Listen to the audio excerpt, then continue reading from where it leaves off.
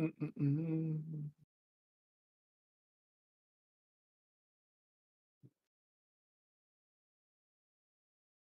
This good? Epic, first This one good? in here. Uh, oh, no. Epic's in It's alright. here. It's not, like, as bad as, like, Anthony. West Coast Oh is. my god. It's good, just take your time on it. I'm trying to big bag it. What's this Uh, supposed to be? You're a big bag. did he Noah bomb you? Nova gas bomb you?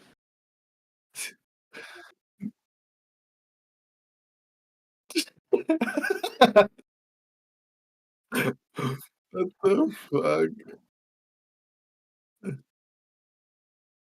Do it again. Do it again. Do it again. Do it again. Chat.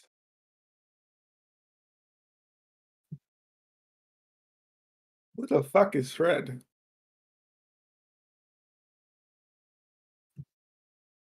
Oh, that she almost killed?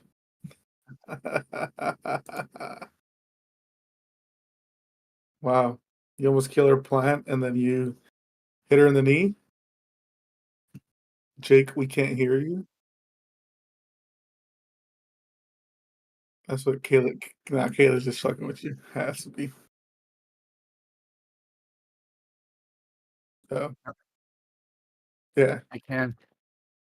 We can just fine. Jake is not muted chat. He's just trying to figure out what the fuck just happened because we can hear him in Discord.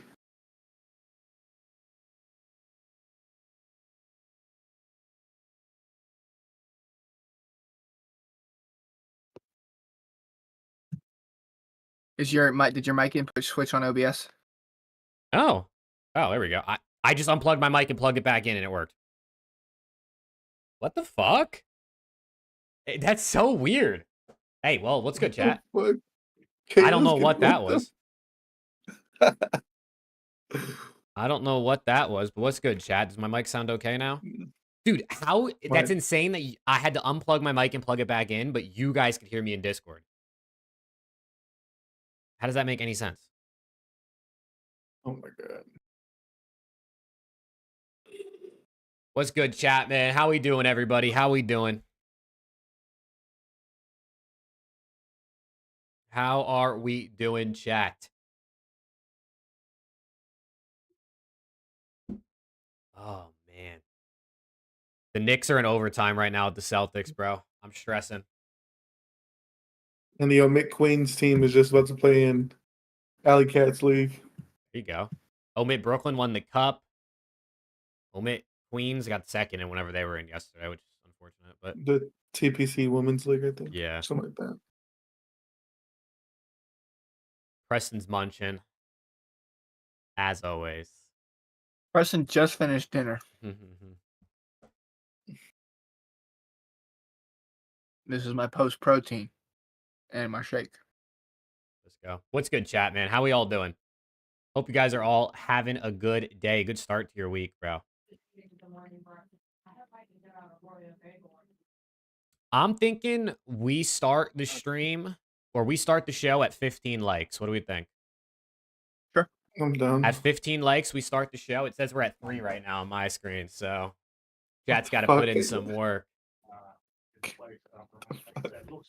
I'm edging you, JJ. I'm edging. My car wouldn't start? That's not good. Yeah, chat. LAT are frauds, bro. LAT are frauds. They're only one of 2 teams to win an event this season. They're frauds. Damn, The car wouldn't start. Imagine your team winning an event, bro. That is such frauds.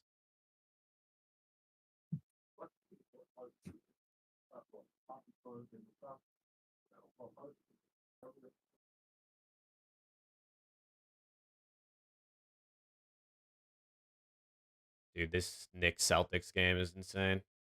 Please make this shot. Oh my god, he made it. Yes. Yes, they're up 6. Yes. Yes. Shit. They're up 6. Jesus. Is it game 1? Yeah, game 1, round 2.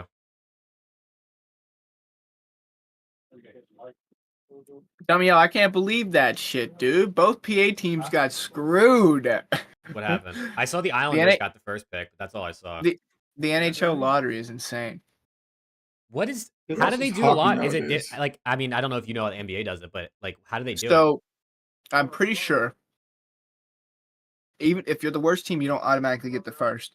You But just have the like you highest get percentage like chance. yes, you have the highest percentage chance, and then they like spin balls and pick like numbers, Yeah, yeah. Okay, and so it's like the NBA. eventually a team is last standing, I Mhm. guess, and that's how they get the pick. Yeah. Okay, that makes sense. So what happened? What did the Flyers and the Penguins get? The Penguins and Flyers both sucked really Yeah, bad yeah, yeah. this past year, and both had around a 5 to 10. Maybe the Flyers had like maybe more of like a 15% chance, and neither one of them got it. And the Islanders weren't favored. I think they were like fourth or fifth favorites. So like a mid-pack team got it. I mean, it happens, right? If it's just percentages and luck, fucking Celtics just hit a 3. And You then suck. the Penguins had a chance at the first overall pick. They had like a ended up being like a 25% chance, 1-4, and then they ended up getting the 11th pick. Oh my god. Yep, 11th? Oh, 1-1. that's cooked. Yep. That's cooked. You sure it wasn't a 25% chance of getting a pick with a 1 in it? No, it was 25% of 1 overall. No, the Knicks are You didn't trolling, get bro. that? The Knicks are trolling. How many likes do we have on the stream, man? Eight, Chat according to my at count. 15 likes, we're going to start the show, chat. At 15 likes. We're at 8 right now. At 15 dislikes on streams. 38 seconds left in this Knicks Celtics game. And the Knicks are up by 3, bro. I need them to close this out, and then we start the show, and we can talk about how ass LA Thieves are. But I can only Zep, talk you about how egoed me. ass they are if the Knicks win right now. Zep, you egoed me, man. You egoed me. You're in the doghouse. I ain't gonna lie. Zep's like, Egoed you? What the fuck? yeah. fuck? Zep's like, you never played with me. You never played with me. Da, da, da. I said, okay, get on tomorrow. I texted Jake. I said, I'm getting on. I get on after ALGS last night. He never shows up. Damn. I know. Get your hands up. Get your hands up. He has to shoot. Did you just foul him?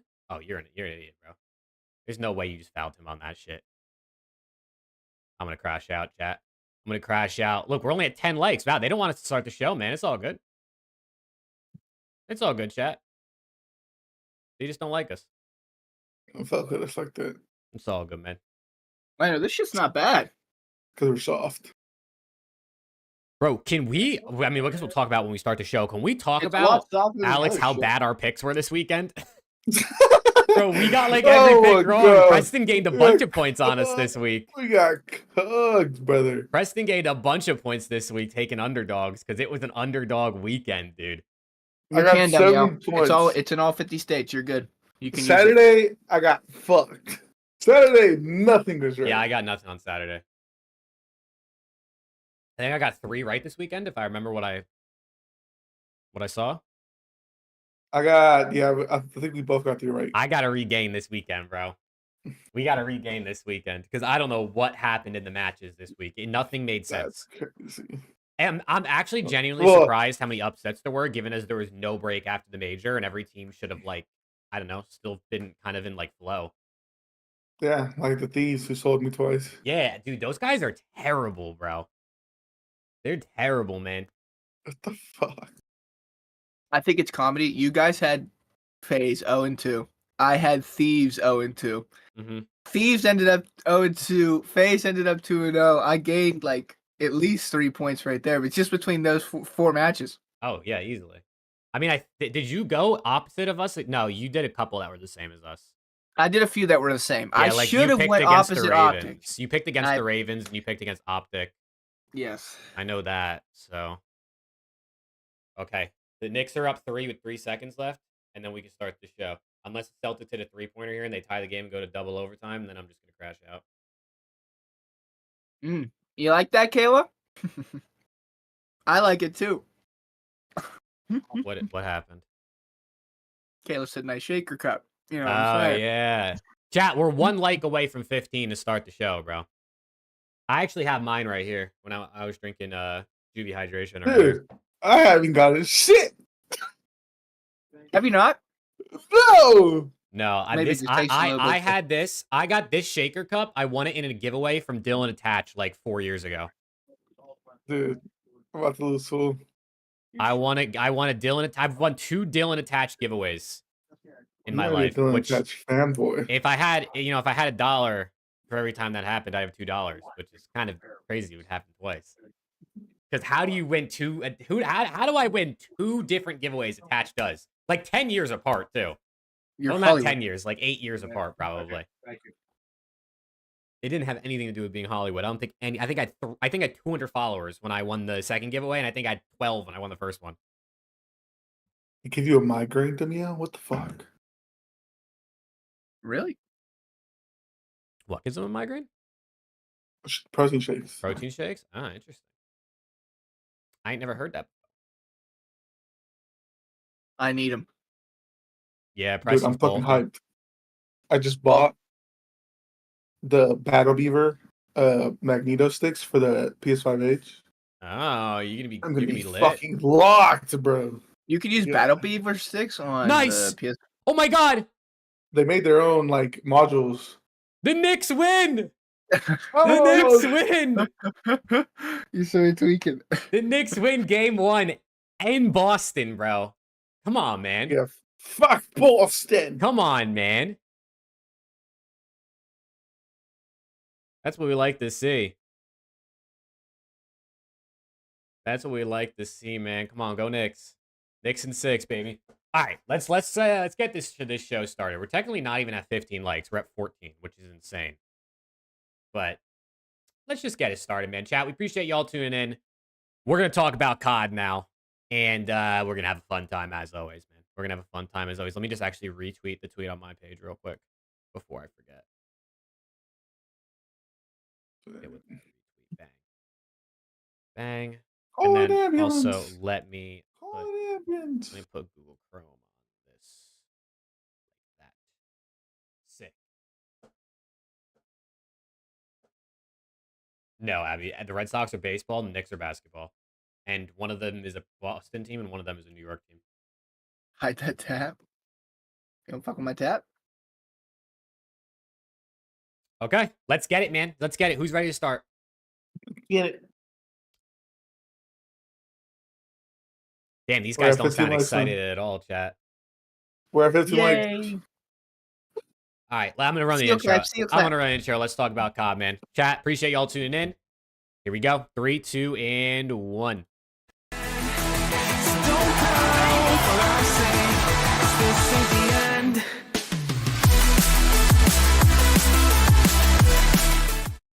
What's good, Call of Duty fans, and welcome back to episode 54 of Around the CDL, brought to you by 1v1me. We got a lot of, fun things to talk about, as always, man. COD, a lot of upsets last weekend. So pick'ems this week are going to be a lot of fun, but with me, as always, Alex and Preston, boys. How are we feeling? Let's start with Preston, bro. Let's start with Preston. This guy looking good, fresh out of the shower, bro. How we feeling?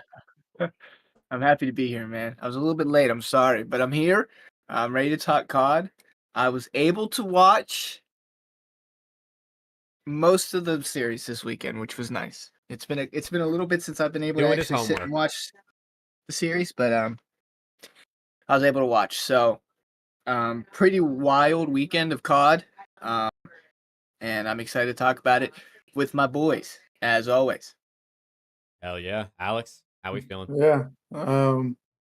Feeling great. I'm wearing this classics GG shirt. I Hell yeah. think Jake knows Go. what this is about. Yeah. I don't think Preston knows too much Now, about Preston don't know nothing about that. I Shout don't out, know shit. shout out Shawston, man. But yeah, excited to talk some COD. Wasn't on the watch party, but I was watching. I was more of a low key weekend for me. I was on call and I didn't want to do too much, so I was playing some Minecraft and watching Jake. Obviously, supporting my guy. But yeah, chat. Let's talk some COD because OPTIC is looking. I mean, give us Major 4 champs in the AWC at this point. I mean, are we serious? This guy's just ready to three-peat the end of the season. Oh man, yeah, it was a crazy weekend of COD, bro. It was a lot of upsets, something I feel like we haven't seen in a couple weeks in the league. We've seen a lot of like the favorites kind of win, bar FaZe getting knocked out top 6 at the LAN, but everything else has been favorites. But this weekend we had upsets. And I mean one of those big upsets, we'll start with it because you mentioned it already. OPTIC Texas 3-0 sweep the Vancouver Surge, who obviously is coming off of a grand final performance. I mean, they got swept in that too, but they at least made the finals had to last land the weekend prior. It was clinical, man. It was clinical. The KDs are on screen for anyone that didn't see it. 1.2 plus, 1.24 plus out of everybody on the team. What do you guys think about your boys? Are they back? Was it just Surge's ass? Was it a fluke? What do we think? And chat, obviously give us your input as well as we talk, but you guys I kick mean, it off, hey, man. the big three are undefeated against Surge in grand finals, you could say. What an Nah, idiot. but the boys look nice. I mean, obviously Skies played really well. You could say online cheese, pink cheese, whatever the case may be. I agree, online cheese, because LAT getting 3-0 by FaZe was definitely online cheese. What the fuck? This guy. That shit's comedy. But yeah, I mean, it was just kind of belt to ass, to be honest. Shotzi dropped what, 49, 48 game one or something like Yeah, that. 48. I know he had at least like 70 limbs. 55. 55. Okay, Really? maybe not 70. Boy he was finishing every kill. He had He was- 7 assists. Hook had 21. Holy He was shit. just a finisher, I guess. He likes to finish stuff. But yeah, I mean, the boys look great against Skies. When this is the thing about Skies, and I'm pretty sure we all know this. When he has the type of game that he had this past weekend, OPTIC are going to look good regardless. But how often can he do it is the big question. Obviously, we did it against a really good Vancouver Surge team.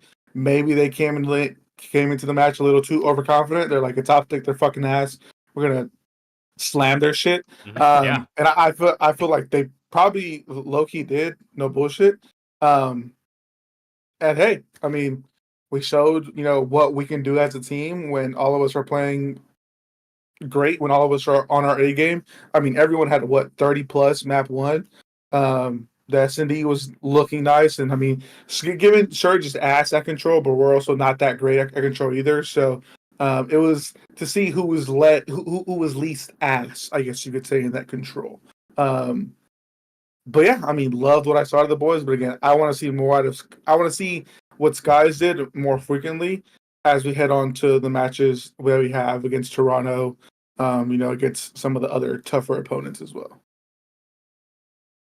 I'm gonna lean towards this was more of like a little bit of a fluke more than anything, unfortunately. Until I see some replication on the side of OPTIC, I can't lean towards this being like a consistent thing. Because contrary to what I've seen a lot of on Twitter, Surge is not a bad team. Back-to-back grand finals quite literally means you know what the fuck you're doing. Yeah. So now granted, 0-8 in those 2 grand finals, but they got there. So they got there. So no, Surge not a bad team. OPTIC had the better day for sure. I think the thing that impressed me the most was they looked good in every single game mode.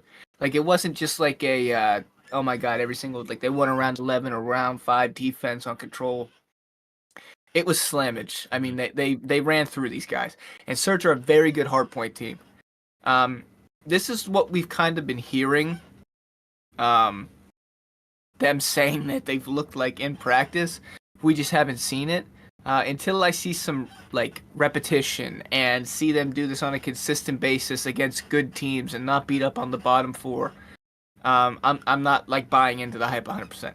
However, it was very, very, very refreshing to see them play together, play as a squad, not take stupid chows, work as a tandem. It was great. It was a step in the right direction. I need to see more of it before I 100% get back in board and say, okay, let's make a run at some of these last couple of tournaments. But it's definitely a massive step in the right direction. It's been dull and grim for the last 2 months, 3 months as an OPTIC fan. So definitely celebrating small victories when I can. And that's all you can do, right? As a fan of any team, whether, when you get a win, you got to celebrate, even if you think it might be a fluke or not. I mean, I think, I definitely agree with you. Fluke is typically a very negative word, right? It has a very negative connotation around it. I do think this was a combination of OPTIC. Looked like they played pretty good COD. I saw Shotzi and Hook play their life a lot more than I think we've seen this year. They've chowed a bit more together, and Surge also looked kind of ass. Like Surge's teamwork, their guns were not good. I mean, Nasty went like minus 30 something. Abuza went like nearly minus 30, right? Not something you're going to see typically from a team that's made 2 of the 3 grand finals we've had this year, which is pretty insane. It's also crazy to think we've had 3 teams make finals. All the 3 teams have made 2 finals this season, which is pretty cool. But I definitely think like, listen, Optic showed strides, which is all you can kind of ask for, right? Yeah, yes, Surge played bad, but Optic showed strides. For me, the thing is going to be whether they can do it consistently, and especially Sky's, kind of like how Alex touched on, right? Sky's dropping to 1.24 is probably his best series of the season, right? I would imagine. On LAG, he wasn't good pretty much up to now. On Optic, he wasn't good, bar a couple maps. And then obviously, like Shotzi dropping 48 map 1 on Skyline. You don't see 48 bombs very often in any out of any player in the league, right? Other players that are consistently good. So this was definitely like an insane takeover performance, and maybe they can replicate and get close and continue to do this, but it's still a good win. It's still a good win and a much needed win because now they're probably going to qualify for champs, I would think most definitely, unless they go back to what they were and all of a sudden C9 or Rocker turn into gods, but they got like a 40-point buffer. I think Optic will be qualifying into that spot, and if they continue to play well, could maybe even move up past an 8 seed and avoid a Thieves or a FaZe round 1, but we can talk more about that in a little bit. But yeah, Optic, man, 1-0, 1-0 start to the split. That's the first time since the end of January Optic beat a top 8 team this season. Yeah, that we looked at the schedule briefly on the watch party like a couple weeks ago, and I had mentioned them. I think the best they do is 3-2 based on what we saw, and I gave one of the losses being Surge. So the fact that they start off the split with a Surge W, they just got to replicate, man. They have to just replicate. I'm not asking them to go out and slam everybody. It's not going to happen, but I want to see some consistency at the bare minimum. I want to see some consistency. And they have we'll talk about pick'ems obviously, but they play some solid teams this week as well. So, but teams I do think are beatable. Let's real quick talk a little bit more about the Surge, since I mean they came off a grand final and go 0-2 this weekend, like another team we're unfortunately going to have to talk about. But they get 3-2'd by Atlanta FaZe, which, I mean, at the end of the day, losing in a Game 5 to FaZe, it wasn't the most competitive Game 5. They lost 6-1. They get Nezlo'd by FaZe, right? It just seems to be a FaZe thing these days, especially in this matchup. Surge are just better hardpoint team. But Surge, Nasty. I mean, Nasty went like minus 60 this weekend across the 2 series, which is definitely unexpected from him. But I mean, anything really you think about Surge? You think this is just an off weekend? Do you think back-to-back winless grand finals is catching up to them, or what do we think? Is Surge going to be all right, or is this a downhill trend? I think they'll be all right, but they just got to work on their control. Jesus Christ, they're terrible at that. They're decent at search. You know, they 6-0, 6-1 Thieves in like that winners final over the major when they went up 2-0. Right? No, they did. That face was. I was waiting for Jake to react. I think it was 6-1. I was waiting for Jake to reaction.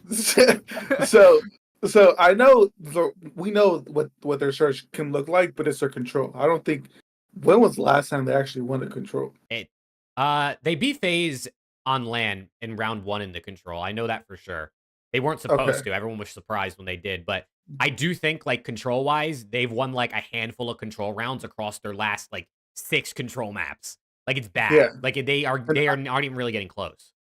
I don't know why. I feel like with the team, with how dominant you are in HP, I feel like it should kind of transition over to another respawn. Again, I'm not a pro player.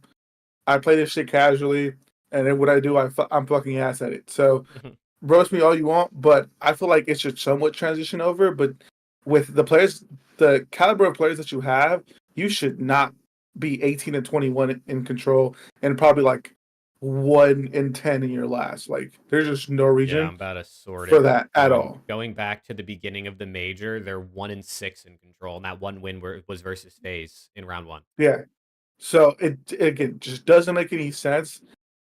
They need to work on the control expeditiously, because my God, having your highest KD be a 0.83 you're not going to be the Thieves, who are the best control team. You're not going to be the FaZe, who are really good at control. And like just the fact that you lost to Optic, who's also another ass team at control, like we got to work on something, brother. Like there's just no reason why you should be this bad at control. No reason why. I think this weekend was just an entire mental thing for them, man. They just need a mental reset. They've come off of back-to-back grand finals at LAN where they haven't won a single map in those grand finals.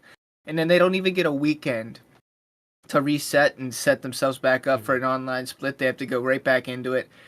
That's tough. And I'm not going to make an excuse for them because 11 other teams in the league have to do the exact same thing. I'm just saying, for a team of younger players who have made back-to-back grand finals, haven't won their first championship yet, to go straight back into an online split and have to like absolutely 100% lock in after that, it's a little bit harder. So I'm going to give them the benefit of the doubt. I think this weekend was more of like a, okay, time to lock in. We start 0-2. Let's win the next 3 type things. Mm-hmm. I don't expect this team to slow down. I really like this team. I think they're good. They're all very, very talented. And like we've said, that's an entire one-off weekend for Nasty. I mean, we haven't seen that version of Nasty all year, and I don't really expect to see that Nasty again because he's been very, very good and very consistent at that. So I think they'll be fine. I don't know what their schedule looks like for the rest of it, but I was just about to pull that up. Okay. I mean, they played FaZe and they played not that OPTIC is, the usual OPTIC, but they played FaZe and OPTIC, so unless they play like an LAT Toronto, they played Toronto. They played Toronto, Breach, Boston, Toronto, Rocker. Okay, well, I mean, they could easily win those last 2 matches. They've had Toronto's number. Yeah. Boston are Boston, and Minnesota's just ass. So I mean, oh damn. You would think they should be at 2-3 or 3-2, right? This is how they should probably end. Yeah. Correct. Yeah, 2-3 with good map count, or 3-2 with, 3-2. So yeah, I think no matter what, I think they're still in solid shape. They just got to get back into that group, which I think they'll be fine. Yeah, I too think they're gonna rebound. I think this really was just Nasty's been good all year. He goes minus 60 this weekend across the 2 series. That's an abysmal weekend that I don't expect to see him do. Maybe he hits a little bit of slump, right? Players hit slumps throughout the season. Maybe he could be in a little bit of a slump here, but that's like really slumping, which I don't expect to see him be that bad going forward. So I do think they're going to kind of start getting back to form. And hopefully they can get, over the next 2 weeks back to what they need to be for the major, but definitely a rough weekend for the Surge, but not as rough of a weekend as LA Thieves. Because god damn. This was something, man. This was something. 3-2 to Miami Heretics, losing to Game 5, Round 11. This was, for me personally, watching this, I didn't think Thieves played the worst, right? I didn't think they played the worst. I think their rotations on the Hacienda hardpoint were bad. I definitely think they were getting out-rotated. They were not rotating well. And then Super dropped like 28 kills across 2 SNDs, right? He just literally popped takeover and won them map 2, right? He drops 12 and 5 map 2, and he drops 16 and 4 map 5. Like, you're not beating a guy who's playing to that standard, especially when you look at how LAT played in map 5. Everybody had 8 kills, Envoy had 10. It was just a super takeover. If you didn't kill him first, it was GG. So this loss to me was kind of like, it sucks, but Miami's a quality team. It was really the FaZe loss that's like, damn, right? Like, losing the FaZe is obviously like, if you lose to FaZe, you lose to FaZe. But 3-0 kind of smoke showed. Everybody goes negative, red carpet. Celium, I don't know what the fuck he was on yesterday. I'm telling you. I don't know what Celium was on.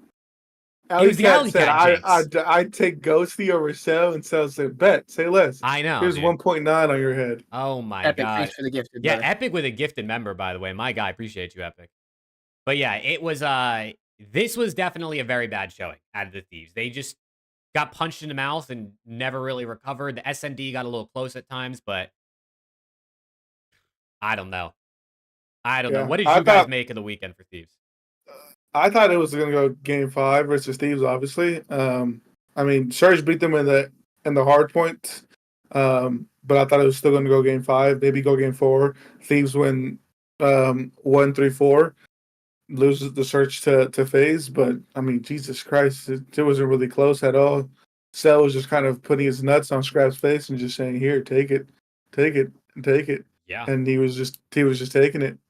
And against Thieves, or I mean against Miami, kind of like you said, they didn't play bad, but dude, their Hacienda, it was the same thing with Surge in Winners Final, map 1 against them. They just couldn't get their footing on any rotation. Mm-hmm. And I don't know if it's just what it is with Hasi, but I mean, they looked pretty decent on the red card. They looked good on control. Again, but kind of you said, if you don't kill Super, you're going to lose a round. And you were saying that literally every round, kill Super, and we're good.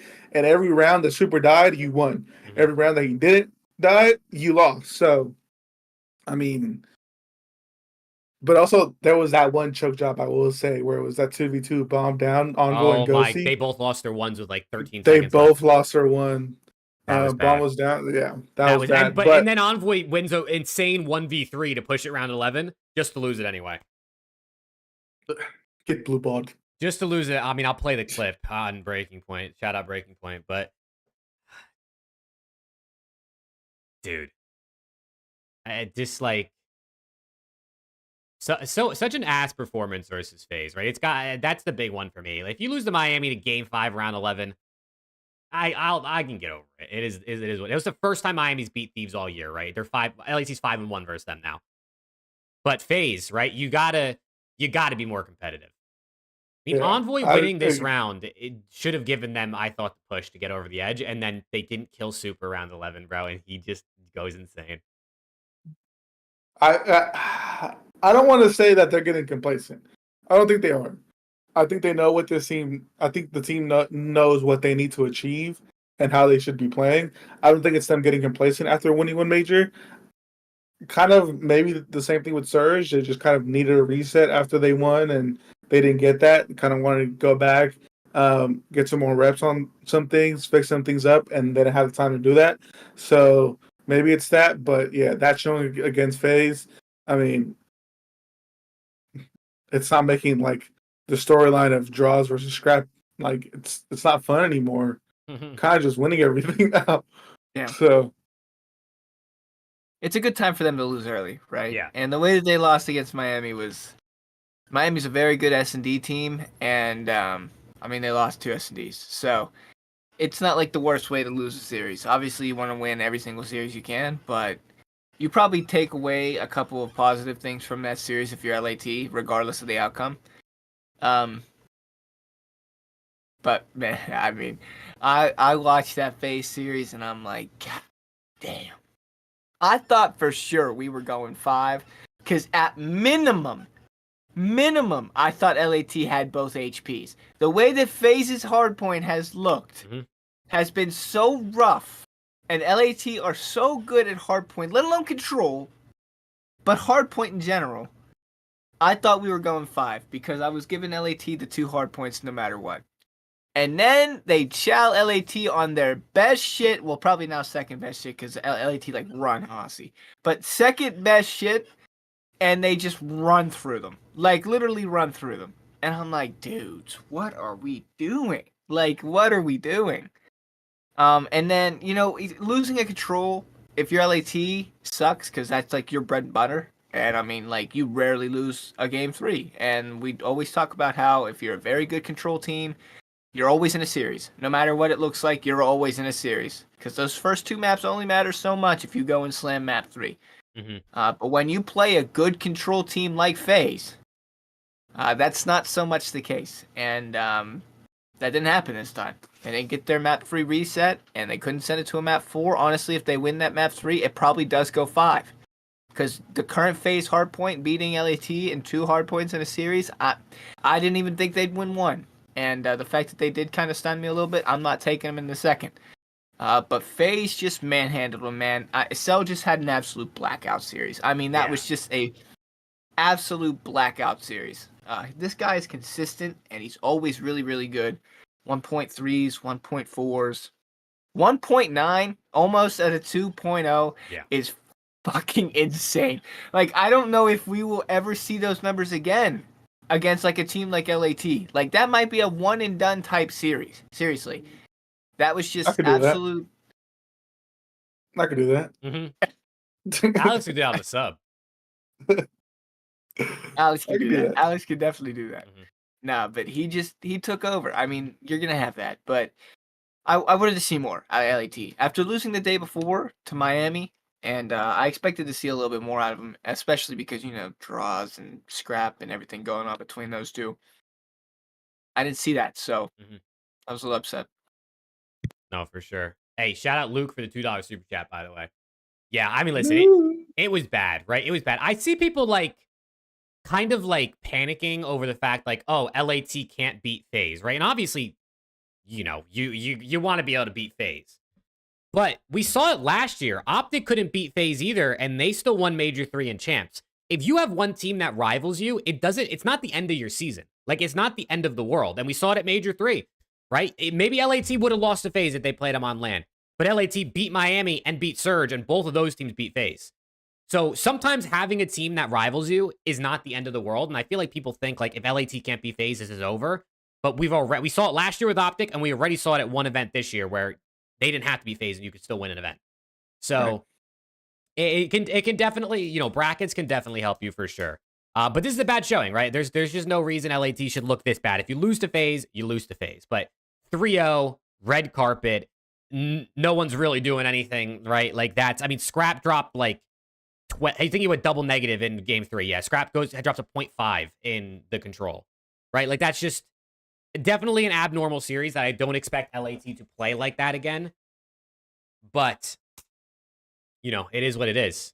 It is what it is. And You I hope just said that they can something rebound. that reminded me. I wanted to say Jordy? something really quick. Damn, What the fuck? Alex, happy Cinco de Mayo, man. Thank you. I appreciate it. Feliz Cinco de Mayo. Jordy. No, you said something about this. Same three teams have been all three grand final, or the same three teams have been all 3 grand finals, just kind of playing each other versus actually the same matchup. Happened the exact same way last year. The exact same way last year. So it's just a repeat of the start of last season. And all I'm saying is the team that won Major 3 last year ended up having a rough Major 4 and then ended up winning champs. So if history repeats itself, Jake. Yeah. I might be sitting good. Man. I also think, I know LAT played bad, but people are overreacting, in my opinion. It's 1 week online COD. FaZe won Major 1 and Major 2, and then proceeded to lose the first qualifier they played back in both of the next splits. In Major 2 and Major 3, they lost both of their first qualifiers, right? It's not the end of the world if you lose, especially against good teams like FaZe and Miami. I mean, you lost Game 5, Round 11 in Miami, so, if you played a little better, you definitely win that. But it's people are overreacting. People are freaking out over Thieves, right? Who cares, bro? If they continue to play like this going forward against teams that they, without a doubt, should be beating, right? Where FaZe is not a team they should, without a doubt, be beating. FaZe is a team that I feel like should be 50-50. We'll see, man. We'll see how it goes. I'm not pushing the panic button. I saw people crashing out on Twitter. LA Thieves fans crashing out on Twitter over this weekend. It's bro, we won the major a week ago. Yeah. We literally won the major a week ago.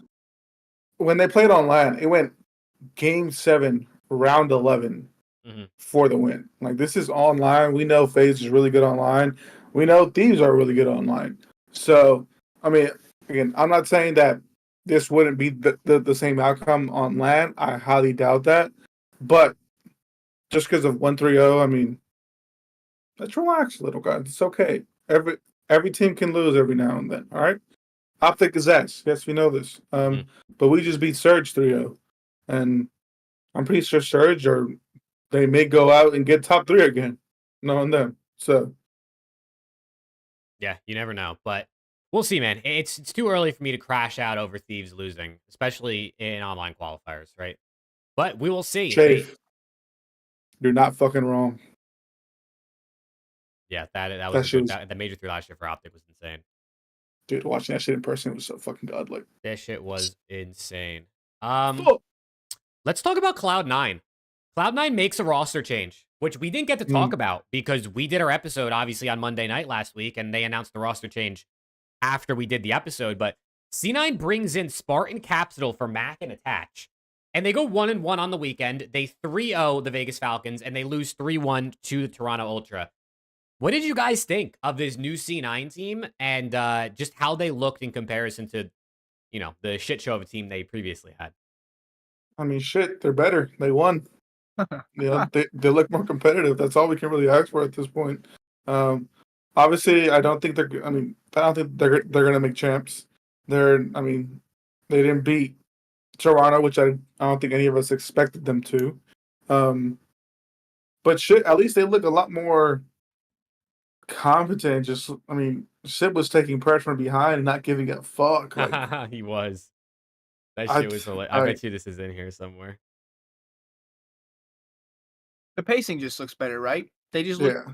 They look like they're playing together more. I think Cap is a better sub duo that for Kremp than Mac was, and I think that Spartan and Sib kind of work as a tandem better than Sib and Attach. So everything's kind of just working for them right now. I actually thought for a split second when they won that map 1 versus Toronto, I'm like, holy shit! Wait, Yeah. these guys might have something here. And then they proceeded to win 3 or lose 3, but Cap dropped like what 39 map 1 or something like that. 39. They all dropped 30 plus, and he dropped 39. Yeah, kind of went ballistic. So Kleenex did too. He dropped 40 himself. But again, obviously, we didn't expect them to beat Toronto. I don't expect them to beat Surge, Toronto, FaZe. These are usual teams. They may split a series with Boston. But again, at the end of the day, they look a lot better. And as I always said, shout out to Omid Brooklyn. Shout out to Omid. Right, guys. Spart was on Omid. Cap was on Omid too for a little bit, but then the whole thing happened where he was getting trialed by them, and then he unfortunately didn't get on a team. So some contract logistical stuff, but he was still on Omid. Well, then he came back for the major. He did. So he spent most of his time at Omid. Pipeline. Yeah. No. Any challengers players out there, Omid is your key. You can get good with Rafi, or you can get good with us, man. Listen, if you're a challengers player, 10 gifted, we'll put in a good word for Rafi. Oh God, no, but oh God. But no, I think the C9 team. I think Preston hit the nail on the head. It's the pacing, right? Like with Attach and Sib, they were so disconnected from each other, and they were so disconnected from their SMGs. You got Capsule now, who's a super aggressive player. You got Spart, who is just faster than Attach and is willing to flex a bit more. You see him pulling out a sub here and there, like. It just works so much better for this team. And even like Preston said, in the map 1 versus Toronto, where they get the victory, Sib is -6, Spart is -4, but they still all have over 30 kills, and they all have over 30 deaths.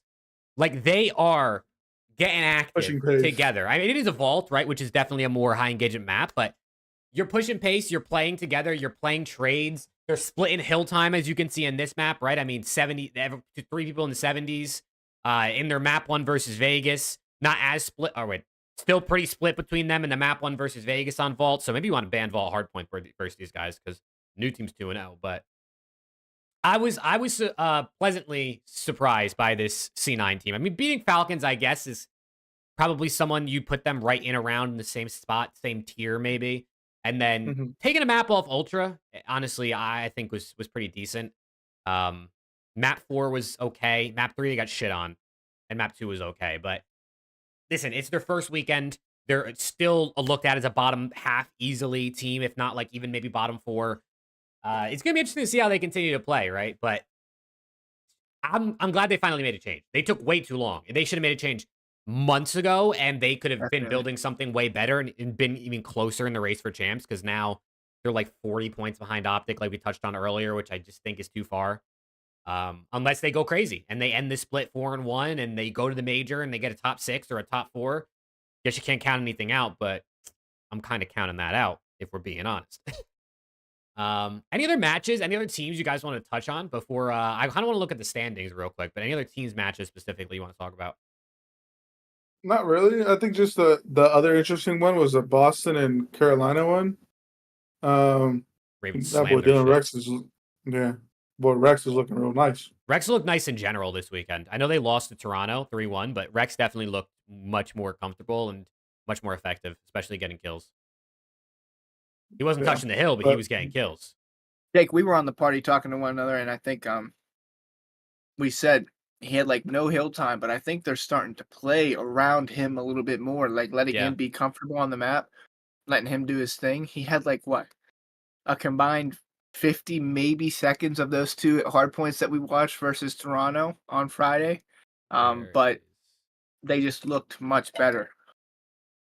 Yeah, I mean, he goes 1.24. Oh, that's not it. He goes 1.35 plus 19, and they're 3 over Boston, which Boston's a decent team, right? And then he goes plus 5 versus Toronto in their 4-game series, 32 map 1, and 23 and 23. When he had 43 seconds total hill time across the 2 maps. I wonder if they saw kind of like what Ultra did with Merc, where they sort of brought him in and they said, "Play your game, right? And we'll kind of fill the gaps and we'll do the rest." And they said, maybe that's what we need to do for this guy because it hadn't been working previously. And Gwyn definitely felt like he had a weird weekend. I mean, Gwyn goes +8 versus Boston in that series, but 136 seconds -2 map 1 hill time, or 136 seconds of hill time -2 map 1, and then -1 versus Toronto. It felt like he was not playing for kills as much as I feel like you've grown to expect from Gwyn. So it's going to be interesting. Maybe I think I also saw Gwyn was pulling out an AR more, is maybe what I heard them say on the flank. So they might have been kind of adjusting a little bit their play style and their strategy here to maybe get Dylan Rex a bit more effective. And I mean, I guess they're 1-1, so whether it's working or not, it's hard to tell just yet. But they were looking down bad previously, so not too shabby. Yeah. That's all I wanted to bring up. Was just Yeah, that one. no, that was a good note. But let's look at the standings real quick, right? Because we talked about it a little bit. Race for Champs is looking pretty unattainable at this point, I'd say, for Cloud9 and Rocker. They're both tied at 115 points, whereas Optic is at 155. It's a 40-point gap, right? That's 4 matches online or like a top, I don't even know what that is, a top 4 on LAN in terms of points, something like that. So it's looking like Optics definitely secured that spot in Champs. And honestly, for them, if they can find a way to move out of the 8 or 7 seed, it's going to be tough without a doubt. But if they can find a way to get out of that and avoid a FaZe or an LAT round 1 matchup, maybe that could be a move if they can keep the form up that they just had. But they would have some work to climb out of the 8 seed for sure. Fred absolutely loves Optic, and we love Fred. That was insane. That was insane. Yep. I can't believe they won that shit. Pred beats Rocker in a game 5 to basically give Optic champs, and then Optic proceeds to 3-0 surge and officially eliminate Falcons from making champs. Not that they were going to make it anyway, but like officially do it is hilarious. So, hey, hopefully somebody gave Arcides 5 gifted like he asked for. I'm sure he got plenty of 5 gifteds that night if he went live. And if he didn't go live, he really missed his opportunity. Huh. But yeah. Someone jump 5 gifted right now. Yeah, that would be awesome. But yeah, season standings, it's looking like these are going to be your teams. I think the 1 and 2 seed could flop or could flip-flop here. Who knows what that's going to be like. And then the 3 and 4 seed maybe could get interesting. And then 5 through 7, 5 through 8 maybe could be some mix and match here. But I think this is going to be our 8 teams for champs. I would be very surprised if something changed Optic here. versus FaZe round 1? Is that how it is? Yeah, I mean, no, that's how it would be. FaZe is the number 1 seed and Optic is the number 8 seed. That's going to be fucking DoorDash. Jesus Christ. Yeah. Put us into Friday already. FaZe and losers round 1 would be insane. That would be interesting. I would. Sky's Legacy Series. Dropped imagine? 45 map 1. 26 map 2. 45 map 1 from Sky. 26 he might map have, 2 is crazier. If he has 45 in the first 2 maps, we're feeling good. No. Huh. Yeah, in the first 3 maps, you're feeling good. Come on. He's just going to drop fucking 46 map 3 and just 3-0 smoke show FaZe. Watch. Calling you right now. That would be insane. Let's talk about the Challengers drama. I don't know how much you guys have seen. And same thing with people in chat, but the Challengers drama has been kicking off once again, right? We've had all different sorts of Challengers drama throughout this year. But most recently, it has kicked off with a little backstory, I guess, for anyone who doesn't know. Zuma picked up a new challengers team, right? His old team kind of broke up. Players went different places. He picked up a new team with his boy Symbols and a couple other players who I don't know how many of them like have jobs or go to school, but I know at least Symbols basically works, and they have not been able to get scrims. Like teams will not scrim them because challengers players have their scrim schedule where they scrim like during the day, which is like normal working hours for someone who has a job, right? And people will not scrim them. It will not change the scrim schedule. So Zuma's been crashing out because he's like, you guys are privileged. Get a job because you're playing COD 24/7 for what? Like a couple $1,000s over a course of a few months, whereas you could get a job, work a 9 to 5, come home and then scrim like everyone did back in the day. It's a whole big thing, and people have been all over the place about what's going on here. What do we think? What do we think about essentially, what do we think about challengers players not scrimming as somebody because they have a job and they didn't want to adjust their schedule? I mean, I'd say, if you can't scrim somebody just because they have a job, but you're not winning anything, brother, you might want to get those reps in because you're like, if you're not anywhere near the top, Team War, Team Notorious, Omit, whatever the case may be, then maybe I could see it. But if you're like a top 64 team, maybe like top 32, top 16, whatever the case is, brother, get your ass in that fucking ring. Those guys are probably, I would think, at school. Top 64 in challengers is crazy. Wait, Joker said that isn't what happened. What happened? That's what I saw. That's everything I saw and heard talked about. So, what I heard talked about is Mock was making fun of Symbols for having a part-time job. I also saw that. I also saw that. Which I think is fucking ridiculous. That motherfucker's grinding. Let him grind. And the fact, I know for a fact that Symbols better than that motherfucker, so I can't believe he said that shit. That is actually insane to me. Yeah, I know people were also coming at Cruz, but like motherfucker's a nurse. Like he makes bank. He's He's a nursing and student. He's still at the top 10 challengers player. I think a lot of the big thing has been like people won't change the schedule for scrims, and which is for dumb. people that go to school or have a job, they basically can't get a scrim unless it's like the last set at like 7 p.m. Eastern, like you see towards the bottom there. Cruz tweeted out, and that's for one, it's dumb because most players should probably be getting jobs or at least working towards something past COD because, like Cruz says here, most of them are never going to touch the league or even make a sustainable career out of this. Even if you get in the league, how long you're going to last is probably not going to be much to sustain you long term. Like, it's back in the day, and I know it was different because there was way less money in prize pools and stuff like that and salaries, but like people went to school and came home and played. People got jobs and came home and played. Like, it's just, I don't know. It's kind of crazy that like some of these pros just, I feel like, I don't know whether they feel entitled or they have the privilege of maybe living at home and not having expenses, so they are able to basically just put all their time and commitment into this. But not everyone has that privilege, right? Not everyone has the chance to stay home and save money. Not everyone can afford to not get a job or not go to school and pursue a degree. So it's got to suck to be those people, to know that like your dream is to play COD, but you literally can't dedicate all your time to it because you need to go get a job. You need to work to make money, to pay your bills.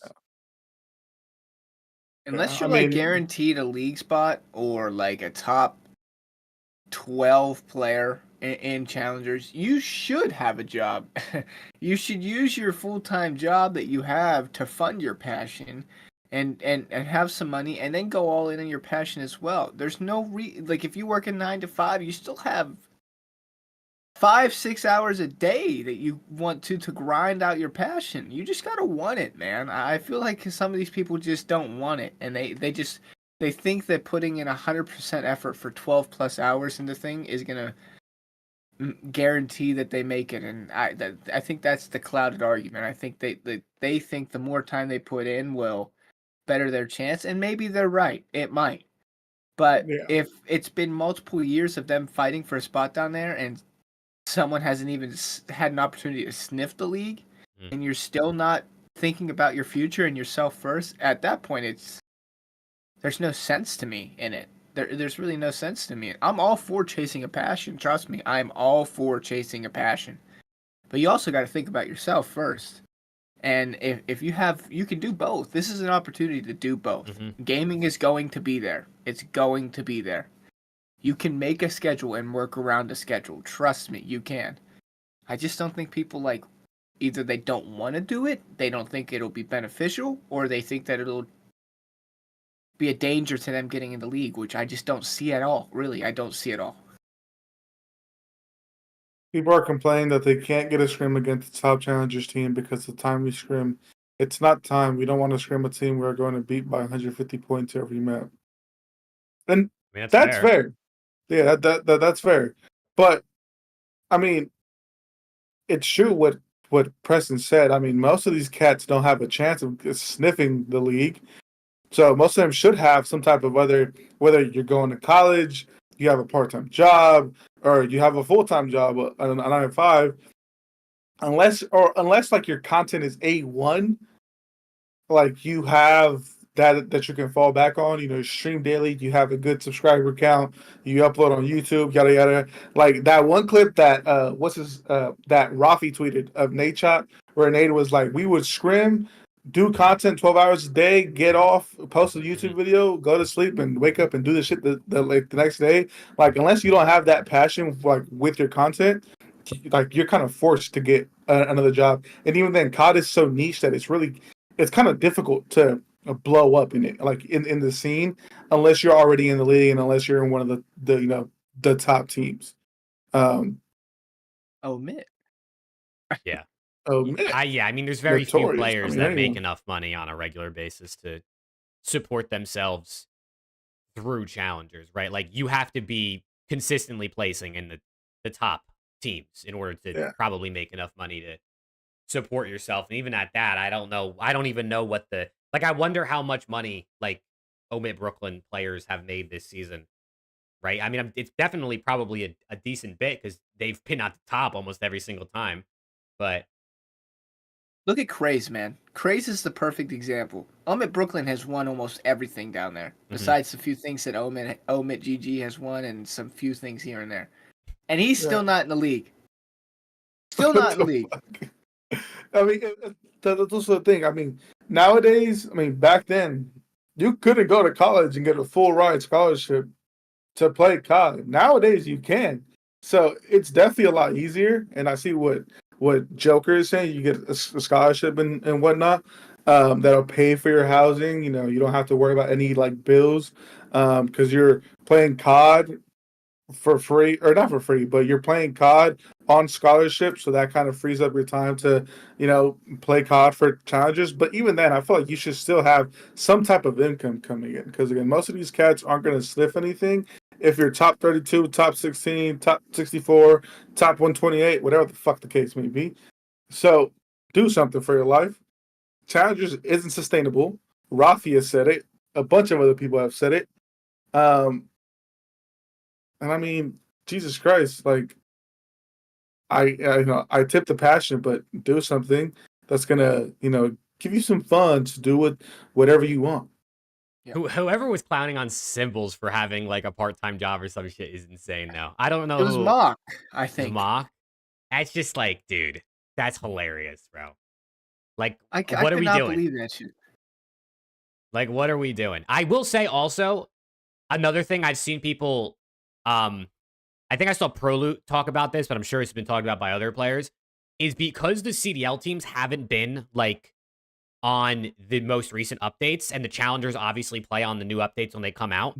They haven't been able to Yeah, I've seen that. scrim. They haven't been able to like play eights in months versus pro players, which I know, like, is playing eights versus pros making a big difference and you getting into the league? Maybe it is, maybe it's not. I can't really speak to it because I've never done it, but like, it's kind of really unfortunate for the challengers players that that's the case, because there's been issues with updates and they just keep pushing it back from the CDL, and these poor challengers players, they just want to get in eights with their homies in the league and continue to build their friendships and continue to hone their skills, and that definitely sucks too. There's a lot of issues, bro. There's a lot of issues. But I don't know. I mean, hopefully everything kind of gets figured out to the point where teams that have jobs or go to school can get the scrims they want, and teams that can only scrim at certain times or are full-time COD players can get the scrims they want, and everybody can be happy. But I highly doubt everyone will be happy. That's not a thing in life, let alone in Call of Duty esports. Yeah. But I guess we'll see. If you're trying to just get a job, that's all I'm saying. Yeah, honestly, you get a job or go to school. If you can go, especially if you can go to school and like get a scholarship, get a full ride, without a doubt, do it. Like honestly, I think what Vickle did is unbelievably respectable. Like 21 years old, right? Obviously, he wasn't like a top player, but I think he might have been able to keep himself bouncing in and out of the league, decent player, challengers player if he kept going. Like I think he had enough of that talent and was friends with people and stuff like that. But to just like hang it up and go to school and like think about yourself long term, and you could still be involved in COD, you could still stream if you want to and things like that. I think it's so respectable that he just made like a very mature decision, honestly, to just say, I'm 21, but I lived my dream. I played on the main stage. I made some money. I made friends. I'm going to go think about myself long term. So, shout out to Vickle, man. Yeah, no, I'm gonna say Miami got a lot better when he left. Mhm. Dog shit, That's true. fuck. That is true. Also, Luke brings up a good question that happened since our last show. Encourage hangs it up. We'll see if he comes back, right? Like, I mean, he's only 18 years old. I think he's turned 19 this summer. He played in Challengers for less than a year, and he basically decided Challengers is ass, and I'm done competing. I think he's playing some Warzone now. We'll see if he pursues that long term, if he comes back to 4v4, if he stops playing COD altogether. But what do you think about the whole Encourage situation? I mean, to be honest, I think with Encourage, fortunately and unfortunately, the PR that he has around him magnifies every single decision that he makes. If it was any other Challengers players, I mean, no one would literally give a single fuck on if they're retiring or not. But I know I asked Rafi this question as well, and I kind of agree with him as well. I mean, the fact that Merc didn't get picked up after he had a great fucking weekend on LAN, like, what is there for you? Like, what are you truly playing for? Yeah. Like, what is there for you to do? I mean, again, we know Encourage has the talent. To be honest, I don't know what his placements are. I can't say. I don't know what his highest placement is. But I definitely think because of the PR around him and just how much everyone knows his name from being this young cracked kid who was on Stallions and this and that. I mean, I just think that magnifies his decisions that he makes, and everyone's going to call him weak because he hasn't even been a challenger for that long. But I mean, we were just talking about it. Why are you going to set yourself up for failure with challengers if you're probably not going to hit the league, and even if you do hit the league, you're probably going to be a replacement for somebody and then be gone by the next season. So I don't know. I think it sucks. I think he has a lot of potential and a lot of talent. However, his reasoning for it makes total sense to me. I mean, we just see Merc get a freaking spot in the league for a weekend of a tournament, look unbelievable, and then nobody picks him up and signs him. I could not believe that shit. I'm here mind blown. I can't. You got to think Challengers players are mind blown. And he looks at that thinking, wow. I mean, there's no way. There's no way. Yeah. So I get it. And, switching the competitive Warzone, he's staying in the scene for the most part. I mean, the Call of Duty scene. And if either that succeeds or maybe he realizes, okay, let's go back to Challengers, or who knows, maybe something changes heading into next season. Challengers gets like a massive update or something. Who knows? I mean, it's not like this kid's 25 years old and he's like, okay, I got to make some career decisions here. He's 18, so he's got some time to decide if he wants to come back. And like Alex said, he does have some pretty good. He's got some pretty good PR on his side. So if he did decide that he wants to come back at any time, I think it would be a little bit easier than some random Joe Schmo off the street trying to get their name in there. So, and I think if I'm not mistaken, he did get top 3 a couple months prior in a Challengers Cup we were watching when I think He was made a grand teaming final with of a cup, I thought. Did he? Yeah, I think he made a grand I final think, of one of the cup. I could be Okay. wrong though. I think he was uh, teaming with Illy. yeah, I think Joker would probably know that. Joker, do you know what Encourage's top placement is? I know, like a lot of people were clowning him when he got dropped off that silencing where it was like him. It was a pup cup. Yeah, I was What's gonna that? say I think he got set. He got in the finals of a pup cup. What the pup cup? The only It's pup like cup I know is when I go to Starbucks and I get my dog Coco a nice little pup cup. that's hilarious.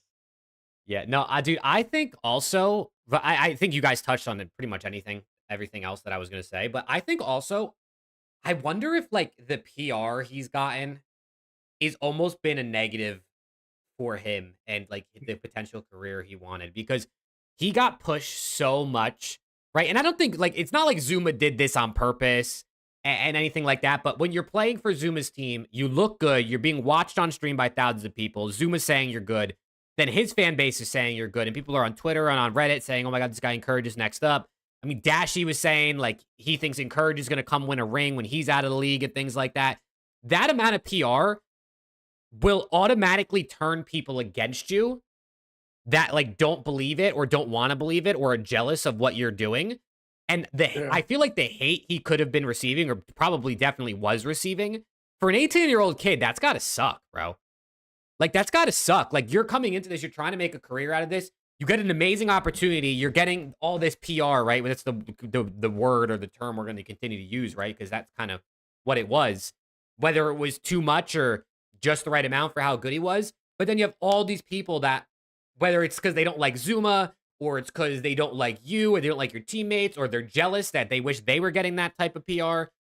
That's got to weigh on your mental, bro. That's got to weigh on your mental. And then you get on teams that kind of start playing worse and worse, and your placements aren't really there, and people say you're bad on land, and it's like, for an 18-year-old kid going through kind of those struggles, and then also having that hate on top of it, and knowing, you know, my boy Mercury's here just right on main stage, and he ain't in the league. That shit's got to be like, I'm hanging it up, bro. I'm done. I'm done. Even in less than a year. I mean, if anything, this might be a blessing in disguise for him because he got out early and he can dedicate his time while he's young towards something else rather than being 24 years old 6 years from now, still trying to make the league and then realizing, oh shit, I wasted 6 years and now I got to figure out what I'm going to do. At least he's getting it done early. So, I mean, I wish him all the best, right? Yeah. It's got I to think be a dream killer too, to some extent, which sucks. I genuinely think people are trying to realize Challengers is not sustainable. The CDL, Activision, whoever it is, they do not give a fuck about Challengers. They never They have. don't even care about the league. So I think Real. people are trying to realize, and I'm glad that maybe this shit isn't long term. Like I don't doubt it that he'll eventually come back.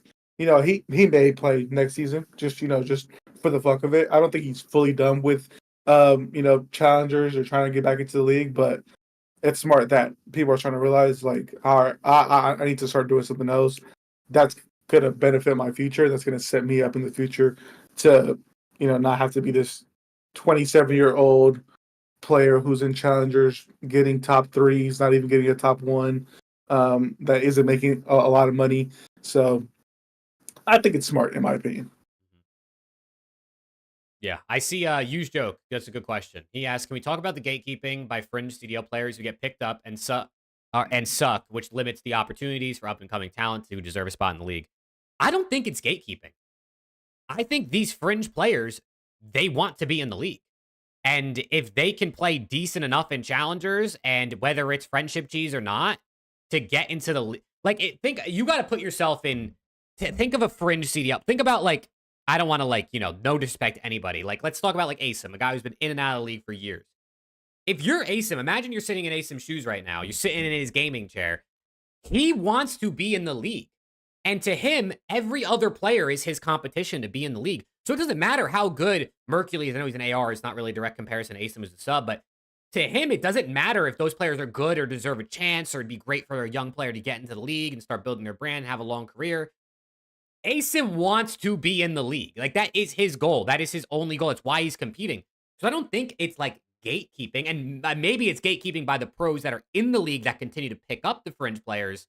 But the fringe players themselves, I think, are just doing what's best for them. The actual pros that are staples to the league, that are always on these teams that make roster changes but never pick up young talent, that's more who I think we need to talk about. Not the players you're bouncing in and out of challengers. Yeah. I mean, I know one person that everyone talks about is Fellow, and how every time he comes to the league, he shits the bed, this and that.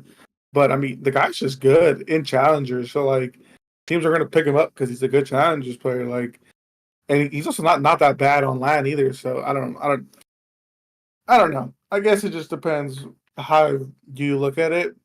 Every challengers player wants to get into the league. Fellow's not going to turn down a league spot because he thinks Encourage should be in the league, right? He's trying to be in the league. Like, that's just the goal of every player that plays challengers, right? That's just the goal. I mean, I don't care the misconception. I'm down to have Joker join. The only problem is I don't think the overlay is going to get cooked. Like, the overlay on the broadcast is going to get fucked because it only has 3 cameras. Oh fuck, Joker, any way you can type it in any way that we can understand, maybe it's going to pop up on the screen. I just know the overlay is going to be cooked because it's only for 3 people, and when 4th person's joined, the Discord squares move. That's exactly what gatekeeping is. But it's not gatekeeping by Fellow. Fellow is a player that wants to be in the league. Just because he gets his spot over and over isn't him gatekeeping Encourage from getting in the league. Fellow's just doing what's best for him. It's also not like these players are like just getting these spots for no reason. They're playing well in challengers, which is what's leading them to getting the spot back. So it's a little hard to like.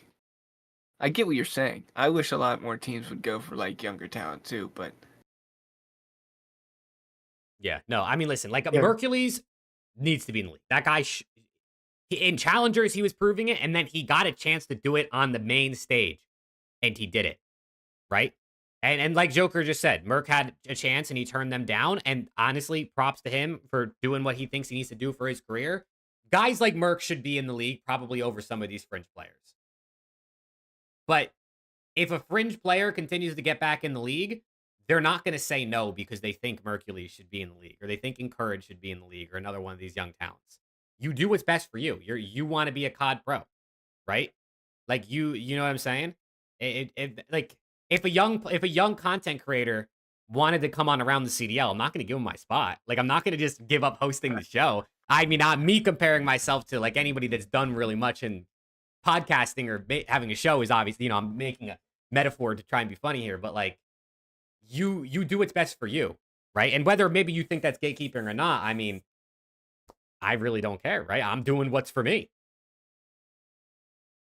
And also, when Joker said Encourage hasn't done anything in challengers, which I mean, we kind of touched on, right? We didn't think he really had too many crazy placings. And that's part of the reason I think the whole PR thing with all that, and then he inevitably gets hate because you get all that PR and then you don't win anything. People are going to be like, fuck this guy. And then that sucks for an 18-year-old kid or anybody, right? Doesn't matter how old you are. It sucks probably an 80-year-old dude to get that much hate that he was probably getting. I mean, shit, that shit got caught overrated by FaZe Unk. That's insane. Yeah.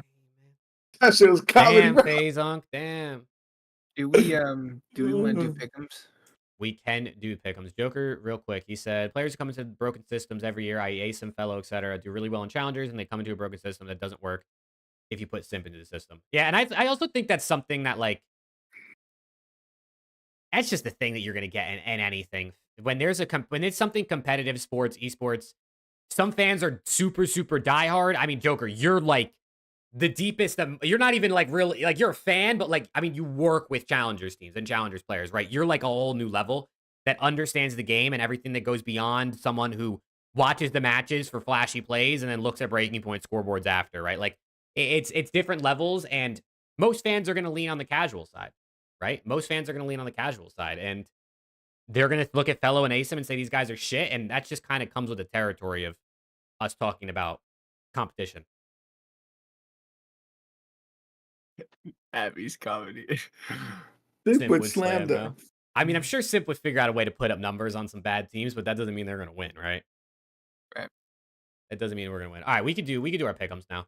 We can do our pick'ems real quick though. We gotta just touch on 1v1 me, presenting sponsor of Around the CDL. You can watch and stake esports all day for real. If you guys have not checked out 1v1 me, click the link in the description. At least look at the link, and the link that when you click that link, it does a good job of explaining what you can actually do on the app before you even download it if you don't want to download it yet. But they just hit over $100 million in payouts, which is insane. Paying over $100 million to players like, you know, us, you guys, is kind of crazy. So shout out to 1v1 me, as always, for sponsoring the show. And go check it out. Code ATC at sign up.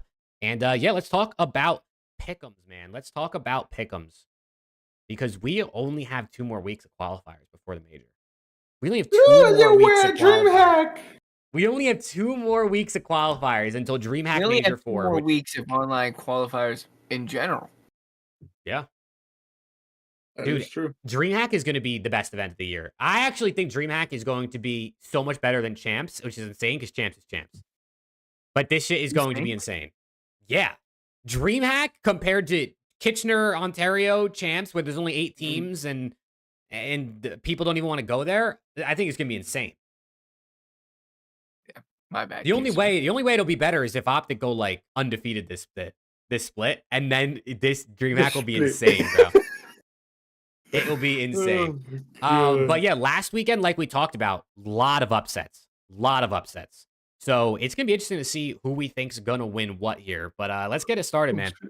Friday, Vegas Falcons versus the Miami Heretics. I'll kick it off. You can kick it off. Miami 3-0. Damn, Miami 3. They played each other exactly a month ago today. It was 3-2 Miami. I'm also going Miami. I think Preston's probably gonna still want to go last, so I'm gonna go 3. I'll go 3-1. I'll give Falcons a map. Frick it. I have to. I have to go Miami here. I'd love to go opposite to try to get back, but I don't think there's a world where Vegas beats Miami. I'm sorry. I'm gonna go Miami 3-1. Fair enough. All right, then we got. By the way, where am I at? How many I points did not add it up. Well, how many did you get right last week? Just click and 8. tell me. You got 8 right. Alex and I got 3 right, so you gained 5. So you might only be 10 back. You might only be 10 back. Oh shit! We gotta lock in. I was 22 3 weeks ago. I want to hear. Yeah, he is. He had a great major and a great last week. Okay, OPTIC versus Boston. Last time these guys played each other was on LAN. It was a 3-0 for the Boston Breach. But OPTIC, 3-0 surge last weekend. What do you guys think? I'm gonna go Boston. 3-2. Dude, I want to make this interesting. I'm going Boston 3-2. I want Preston to take his boys for a chance to gain a point. I'm taking my boys. I'll go OPTIC 3-1. We'll give Preston a couple chances to get himself back. Oh yeah, also that Sky's broken PC thing. Did you guys see that? Apparently Kenny and Sky's PC had like a faulty SSD. Yeah, It was sabotaging. I was selling parts to gamble. I saw people say like that wouldn't actually affect like the game though. It wouldn't. Like that wouldn't, and I didn't think it would because. Well, I guess to a certain extent, like a faulty SSD could slow your game down, but it shouldn't be like. I mean, that listen, extreme. Skies was getting. Did LAG have a faulty PC on LAG too? Because he was getting shit on over there, right? So like I don't think the faulty SSD is really gonna unlock Skies here, but maybe he'll play a little bit better because he was getting slammed. Okay, and then last match, also Monster Energy is back sponsoring the CDL. We drink Juvie around here, but I guess shout out to Monster, kind of. But drinkjuvie.com, you can use code MAT for 10% off. There's no codes for Monster. Just saying. And Monster's also just fucking chemicals, I swear to God. All right, FaZe versus Cloud9. New C9, by the way. FaZe 3-1.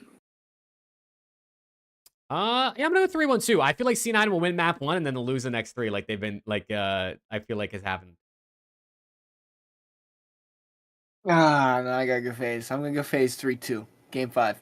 Okay, a little bit of faith in Cap and Spart and the Sib and Kremp guys. All right. Well, then we go to Saturday, and C9 plays again versus the Miami Heretics. These guys have not played each other since January. So obviously, I mean, this was before Super was in the team. This is before Cap and Smart were on the team. Either way, though, I'm going to go Miami icing up in a game 5 versus Cloud9. I'll go Miami. Yeah, I'll go Miami game 5. I'm gonna go C9 here. I'm There gonna you go go. C9 here. I'm gonna give it to him 3-1. I think if it goes 5, they're in trouble. Mhm. So I'll take the underdog. This is like a risky one, but I think I need to take a couple risks here if I really want to get back into it. And this feels like this could go anyway. So I'll go C9 3-1. All right. Then we got a little purple battle. Two teams kind of bottom of the table, honestly. LAG and the Minnesota Rocker. This LAG team, man, these boys cannot get a win on the board. But pretty much the same thing can be said for Minnesota Rocker. So this one I feel like could get kind of mixy. I feel like this one could get kind of mixy. I'll go Rocker game 5 as always. I'm trying to think what could happen here. I mean, LAG has some close maps. Like LAG looks like they have a chance, and then they feel like they throw it away pretty often. I'm gonna go Rocker game 5. I'm gonna go Rocker game 5.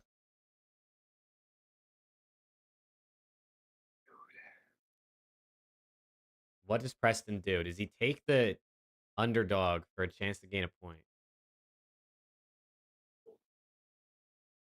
He's thinking. I'm gonna go LAG in game 5. There Man. it is. I am. I actually think it's possible. I really do. Yeah, Rocker it is. doesn't have much game 5 ice, and I need this bad, so I'll take LAG here. Rocker have no ice at all. No. These guys are No. iceless. But I No. guess I'm going to give them some ice here. All right, LAG or LAT versus the Vegas Falcons up next. I'm going to go LAT 3-0. I think, this is their only match of the weekend, which kind of sucks. But I think LAT get a nice bounce back here versus Falcons. If LAT lose this match, brother, I'm going to crash out next Monday in the next show. I'm going 3-0. If they don't 3-0 this, I'm worried. Yeah. I'm worried for you, Jake. I'm gonna go I'm playing. LAT 3-0. I'm not taking the underdog here. Fair. All right, last match of the day is potentially a good one. It's the Ravens versus OPTIC Texas, a team OPTIC has not been able to beat this season. Give me OPTIC too. I'm gonna go Ravens 3-2. I'm gonna take Ravens, bro. I'm taking the historical matchup here. I know it's a slightly different team for both teams actually, but I'll go Ravens. I'm gonna go OPTIC 3-1. OPTIC Riding with my boys, guys. Take OPTIC. I tip it, man. I tip. Go. This is gonna be a big weekend for OPTIC. Like they play two quality mid-pack teams. They play a Boston team who's probably T6 and a Ravens team who's probably T8. This is a big weekend for them to like. If they can beat these teams, I think it definitely looks like they're for sure moving in the right direction. Yeah. But we'll see how they do, man. We'll see how they do. Then we got Vancouver Surge versus Boston Breach to kick off Sunday. Surge. Give me back. 0-2 right now. I was just gonna say Surge 0-2 right now. Give me Vancouver 3-1. I am gonna go Surge 3-1 as well. I'm gonna go Surge 3-0. Ooh, okay. You think this one's gonna be decisive? Yeah. That means you got Boston going 0-2 this weekend too, right? I do. There's an OPTIC. Yeah. Okay. Atlanta FaZe versus LAG. I'm gonna go 3-1 FaZe. I feel like LAG is gonna win one of these maps because FaZe will test the map they're not that good at, or like they're trying to get better at, and LAG will somehow win it. But I'm gonna go FaZe 3-1. I still think it's gonna be decisive. Yeah, I'm gonna go FaZe 3-0. Yeah, I'm gonna go phase 302. Okay. And then last match of the week. I gotta say, bro, I feel like this weekend matches are ass. Is that just me who is not like excited about like any of these matchups? Yeah, they're not. Like honestly, the only one I'm like a little bit excited for, I think, is Optic Ravens. Maybe Optic Breach, just because I want to see how Optic plays. I don't Yeah. know. Falcons Vegas or Falcons Steves might, you know. Yeah, it could get close, man. It could get close. But The Falcons might send your guys 5, you know what I'm oh saying? fuck. Rocker versus Ultra, last match of the weekend. I'm gonna go Toronto. True. I'm gonna go 3-0.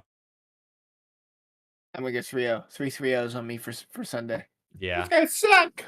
Yeah, dude, this weekend's matches. Chat, what match are you most excited for? If you're watching in post, feel free to comment down below. I'm most excited for blank.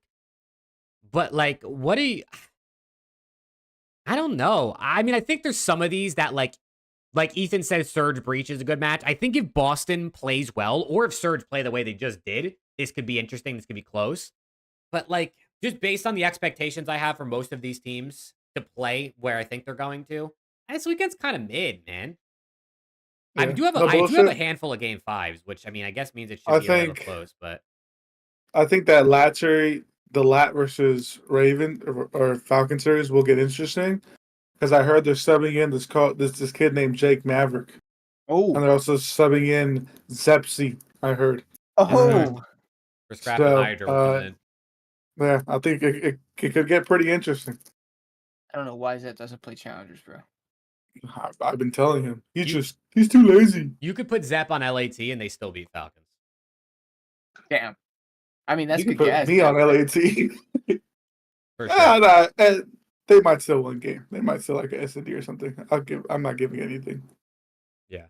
But those are the pick'ems for this weekend's matches. Like we said, man, this weekend, next weekend, and that's it. Major 4 is the one after that. Right? And then we have a month break or like a 3.5 week break until champs. And then we have like another 3.5 week break until EWC. So we got 4 more weekends of COD, bro. That's sad. That's it, man. We have That's 4 it. more weekends of COD. That means we only have 3 more weekends of the watch party too, because we're going to be at the major, so we won't be watch partying. Although we're going to be filming other content and trying to find a way to see if we can go live, maybe from our hotel. But We gotta figure that out. yes, I have that on my to-do list. I'm going to see if I'm going to download OBS on my Mac and try to see what it's like. I think it's really going to just come down to like how the internet is. I have it on my Mac already. If you.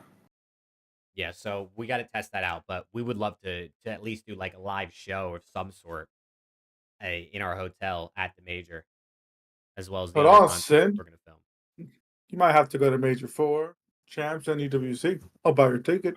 film. Alex is money bags, Sin. He'll buy your ticket if that means Optics win. Please. Alex. I'm begging. I'm begging. This guy watched him win champs last year, bro. He's already down bad 3 events later. Dude, I watched him win Major 3 and Champs, and I was on top of the world. And now we're top 8 is our best thing. Ugh. Yeah. I mean, I guess could be better. Could be worse. We could be top 12. Oh my god. It could be worse. But to be fair, it couldn't be that much worse. for a team of Optic coming off a world championship with everything that's happened this season. Couldn't be that much worse, if I'm being honest. Yeah, but dude, I'm so excited for the major. I'm actually so excited for the major because I think DreamHack itself is going to be sick. I think the venue and the way the COD's going to be laid out with challengers being in like the same big room as the main stage and the B stage. I just think like the energy is going to be like kind of revitalized, which I also think is going to be really good being as it's the event right before champs. I think it might get some people locked back in. I think the only bad thing that can happen is if Optic shits the bed, then people might not be excited for champs since Optic makes up 75% of the league fan base anyway. So I'm kind of hoping Optic does not play too bad at the major. I hope they can at least get a top 6. Oh man. I'm hoping they get top 3. Listen, I'm Minimum. down for Optic versus LAT Grand Finals. I want to see a Sunday. Dude, I want to see Optic play LAT on LAN with like all like us there. Because we saw it last year, but Preston wasn't at champs. And I wasn't sitting next to Alex, so it wasn't like a full experience. And then we got reverse swept. Wait, So LAT played Optic last year, champs? they did. But I want it to be in person. But it's not even the same because I guess LAT is expected to beat Optic at this point this year. Well, Optic was expected to beat LAT last year, so. Yeah, that's true. But you guys reverse swept, so it was still hype. You know what I mean? Like it was still exciting Yeah, for I Optic didn't get to fans. watch that shit until I landed. I had no idea. I almost shit myself 4 times on the plane. I was so nervous. 30,000 feet in the air, not having any idea what's going on. Yeah. But I'm super hyped for the event, man. I'm super, super hyped. I think it's going to be a banger. I think it's going to be the best one we've probably had since before the CDL. But yeah, chat, this is the point in the show where we open the floor up to you guys, man. Topics, questions, hot takes, anything you have. Let's hear it. Let's see what you got. And we hope you guys are having a good night, a good start to your week. I mean, listen, it's Monday. It's Monday. 4 days from now, we're watching more COD. If these Dude. win champs, do you get a kitty? No. Zep, lock in, bro. Dude, Zep is fucking comedy. Zep's a moron. We need a Major 1 Grand Final rematch? No. I agree. I agree. I want to see LAT FaZe play each other in a finals again. I want to see LAT FaZe play each other at EWC. I want Optic in the next 2 Grand Finals. You guys can have that single Elim bullshit. Who's everyone's season MVP? Probably right now, so. Yeah. After what he just did. I think I give Celium the edge right now. I think for me it's between Cell or Scrap. But I think I give Cell the edge because they've won 2 events. And for me personally, I think Celium should have won the MVP of both Major 1 and Major 2. I think Simp winning Major 1 was, I think it should have went to Cell. So I would give Celium the edge. But, you know, obviously I want to say Scrap. So I'm putting him number 2. I think He's going to say this is Dash. just guys playing. Oh, he said 6 in Skies. Okay. Hey, I think honestly it's Skies too, bro. Yeah, I agree. EWC is being single elim is dumb, but they're trying to make it a little bit different from regular tournaments, so I get it. But the ALGS tour layout is the exact same, so I don't know why they didn't just copy. I don't know why. It's got to be like a scheduling thing with like the venue, and it would take obviously longer if they did double elim. It's got to be something like that. I don't really know. I literally get on last night. I get on last night to just hang out and watch ALGS with Jake, and Jake's like, "You came perfect time. Alliance and Falcons are on match point." I said, "Oh, it's only match 6? It's fine. We got a couple more maps." I hop on, I watch 1 map, and Falcons win that shit. I'm like, "Are we zone pulled perfectly the Falcons?" serious?" And then QAD griefs Twisted Minds, and Falcons win. I couldn't believe it. Wow, I actually didn't even realize that. The last map of ALGS finals yesterday, the final 3 teams were all Saudi orgs. And they're all it's the 1 Saudi org that's in COD and the 2 that are rumored to be joining COD this offseason. Falcons, QAD, and Twisted Minds. Damn. I remember Abralele. He was on what, TSM for a little bit, right? Abralele? Yeah. That's his name. I think, right? Yeah, no, you're right. I don't know, to be honest. Also, Matt, have you watched any Apex? Look, no. That's his Apex? Optic left. Dude, Apex is godlike, dude. Apex Not his Optic left.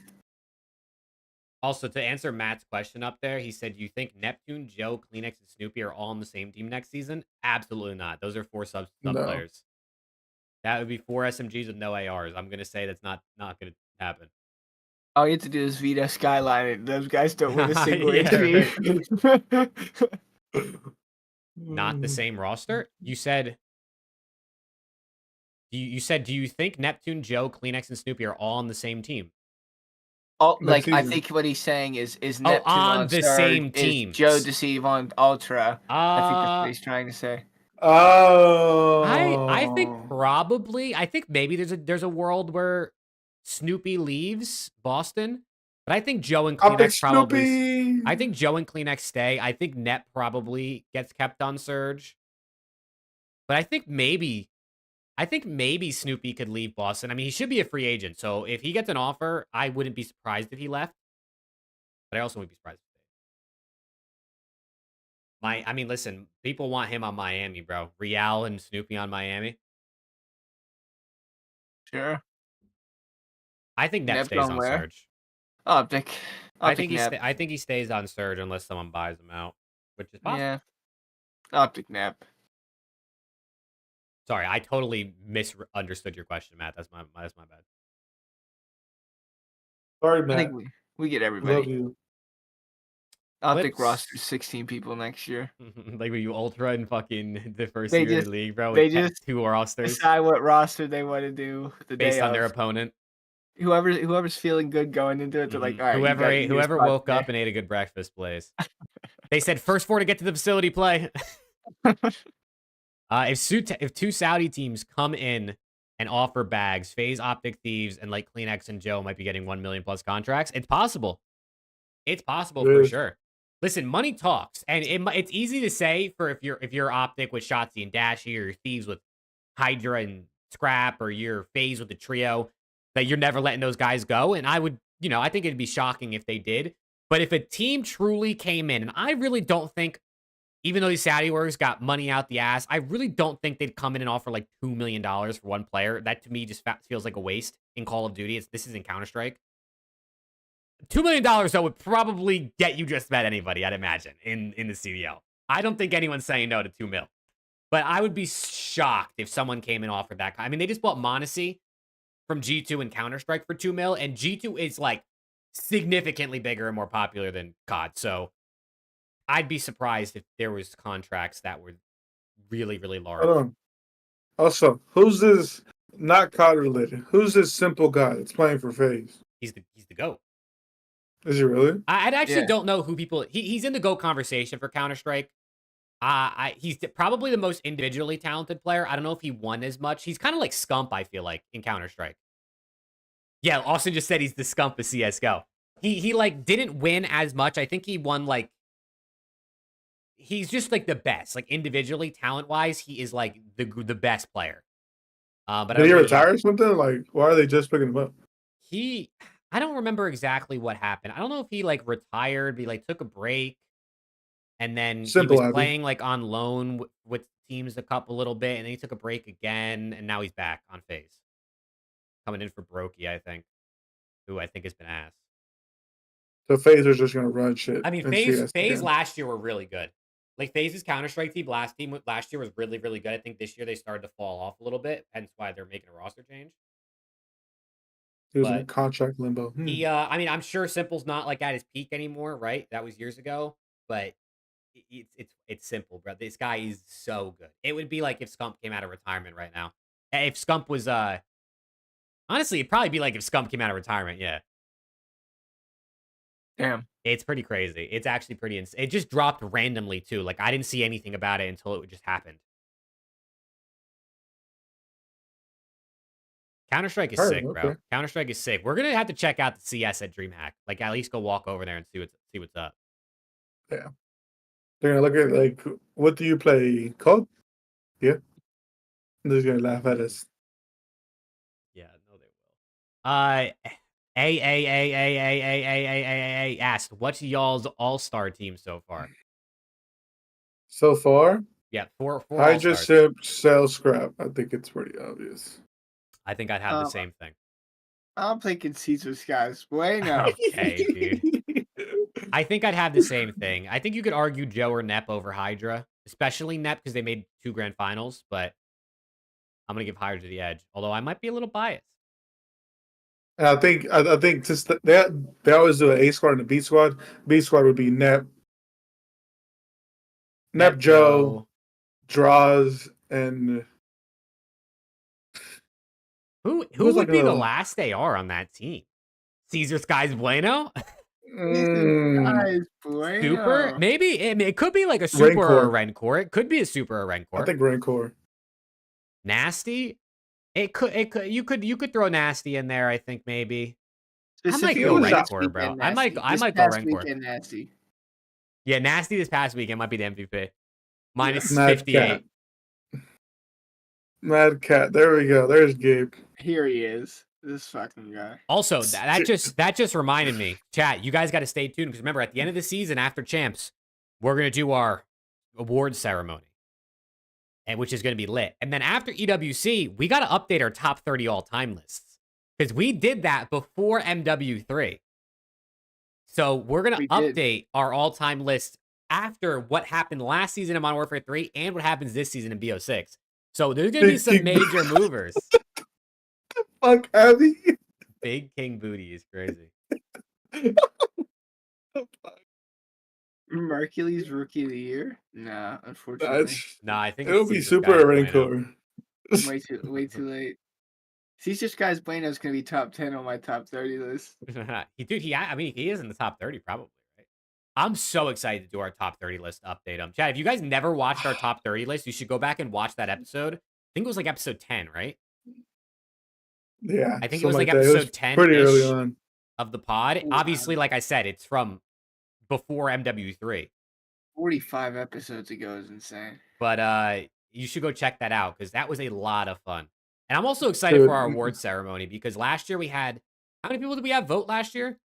15? Like 11? 11? No, we had like 11, right? Yeah.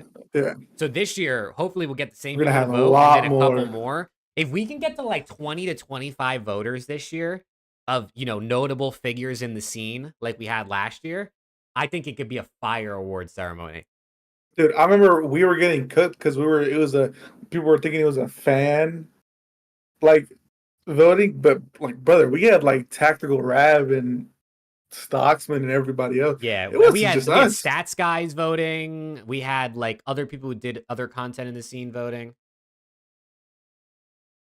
So Austin said, "Let me be a voter to represent the fans." We could have a fan representative voter, but I feel like that would have to be nominated and voted on. It can't be. Chat. It cannot be. It can't be. No, it can't. Scrap's just gonna be number one for everything. Yeah, it can't be Zep because he's unbelievably biased.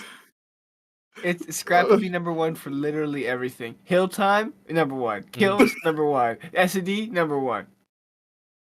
That's fucked up.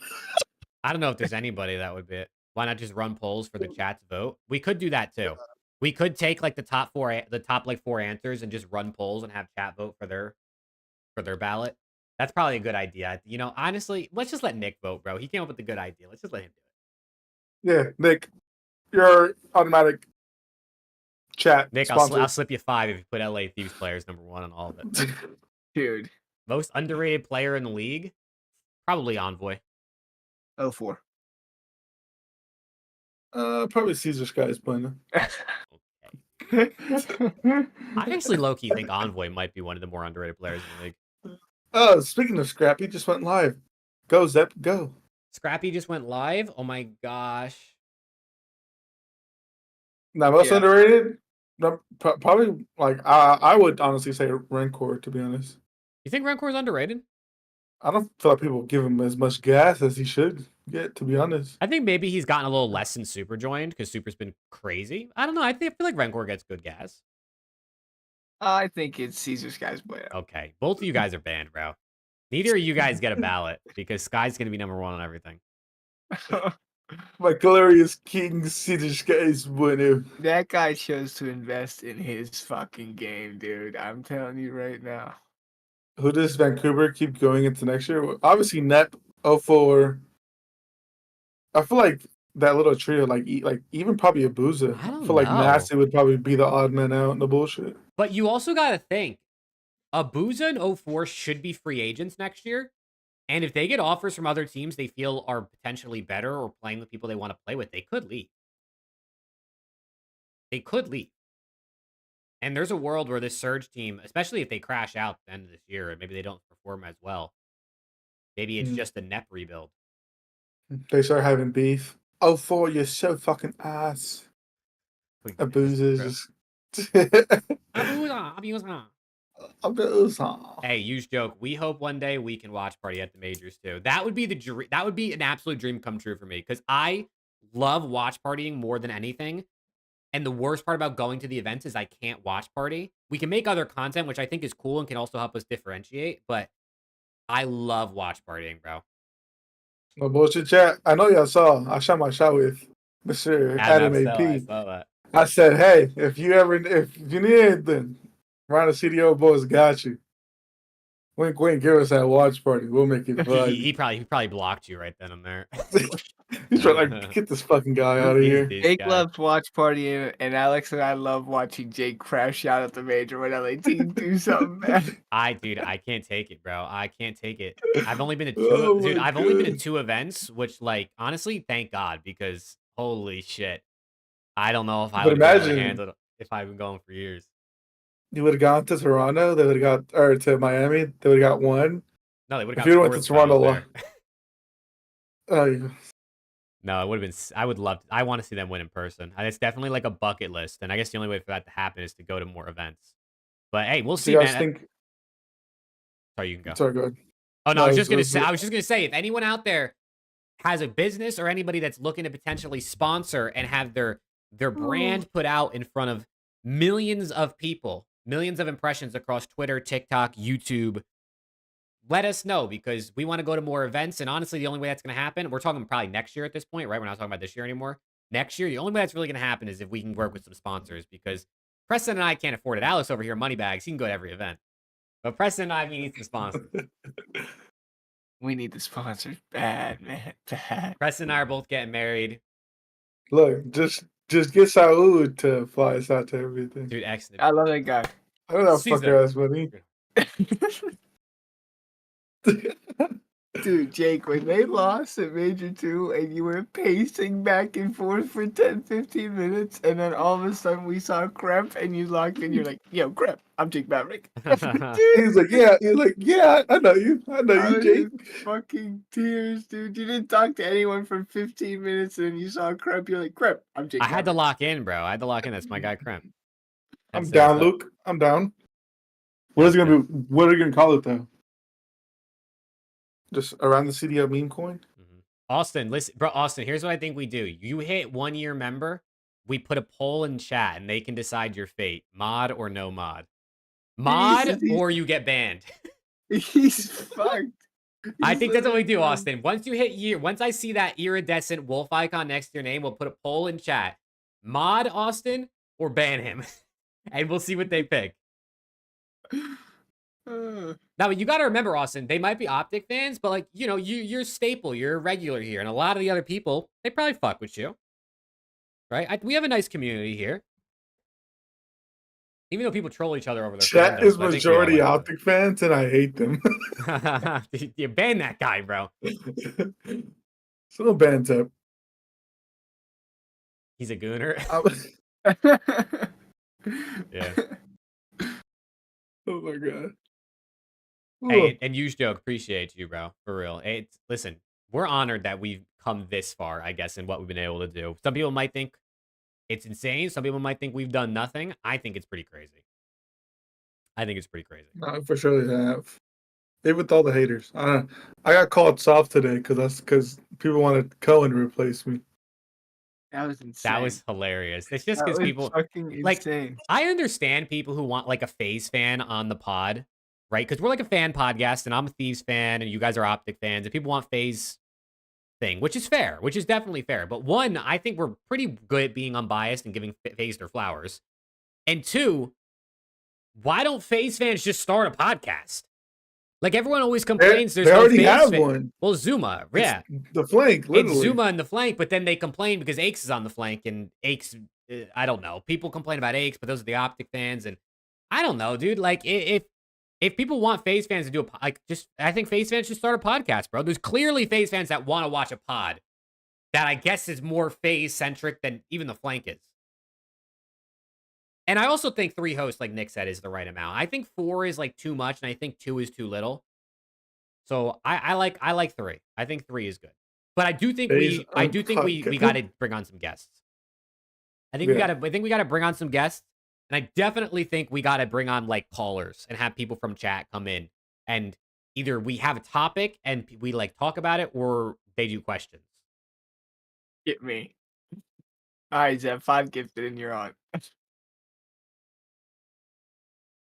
What if the show before the major we bring on callers? So not next So show, next week? not next show, the one after.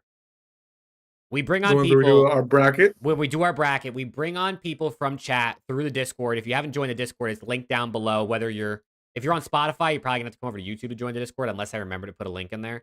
but you come in through the Discord, we drag you in, and we let them kind of give us a rough layout of what their bracket is like. Or they share their screen and show their bracket if possible, or they can just say it out loud, and we rate their bracket or talk about what we think. And we bring on like 3 to 5 people as callers to see what they think. We rate their bracket. Yeah, your bracket's dog shit, You buddy. dog You're shit, fucking- I think Get that's a this good shit idea. the I fuck think out that's of a good here. What idea. the fuck is this? Chat, ban this guy. No, I'm Yeah, down. anybody that comes in with their bracket having Optic top 12 gets timed out for 86,000 seconds. I'm just letting you guys know now. Bring Caesar Skies Bueno on the pod. I'm down. When Optic drops him, we'll bring him on. Oh, man. My Bring bad, attach. You've won 2 of his giveaways. I'm pretty sure he knows who you are. He knows who I am, but he doesn't follow me. Oh, so sorry. I know he knows who I am because when he did a podcast with Dan Ghosty, he said, "Oh, Jake Maverick, LAT's #1 fan, is in chat," but he doesn't follow me. This guy's so fucking Hollywood chat. What's the Discord? It's in the description. If you click on the description, and you should see it down there. I might have it on here. So Discord. I've reached out to Dan twice. Oh yeah, that command might work. Yeah, I think we've probably asked Dan like 4 times, and every single time he's like, "We'll see." I'm He busy. He hasn't said no. He doesn't but say yes. hasn't He doesn't said say yes. no. Yeah. Does that command not work? Really? I just when I set that up. I got you. But chat, any last minute questions, topics before we close out the show? Dude, I'm sweating, bro. Is it that hot in Texas right now? Yeah. No, it's actually not that hot. I don't know why I'm sweating right now. It's just my Yeah, light. This light is so bright. I gotta get a snack before bed, man. Big I don't know if I've hit my 200 grams of protein today. Top 3 challenges players. Merc. Craze. Brack. That's a Merc, pretty Brack, good list. Sandy. Ooh, Sandy's a good shout. Exceed. Not Exceed. Exceed. No. Encourage. And Paul X. To Oh, be I forgot honest- about Afro. That's a good point. I forgot about Afro. To be honest, Mr. I have not watched a lot of EU challenges players, so I Mr. could not. I'll go Merc, Afro Craze. I'm gonna go Caesar's guys. He practically plays like one. Oh my god. That's insane, bro. Shout out to Wait, Skies. fuck. Shout That's out to what you Skies. said. You said he practically plays like one. That's That's fuck. fucking insane. I didn't say that. Oh man. Oh my god. All right. Let's end this shit off. Yeah, let's end it off, bro. Preston, I did not see. Yeah, I was What gonna say, happened? I don't know what he's talking about. All right, come on, man. Give me your closing remarks, bro. Alex, take the mic. I mean, chat. Again, even though I'm Charmin soft, according to some people, because I need to be replaced. You know, I love all of you. Even those that hate me, dude. There's so many. I realized this because I was on one of FaZe's posts. A little bit of tangent, but I was clicking on FaZe fans' profiles. I'm blocked by so many FaZe fans.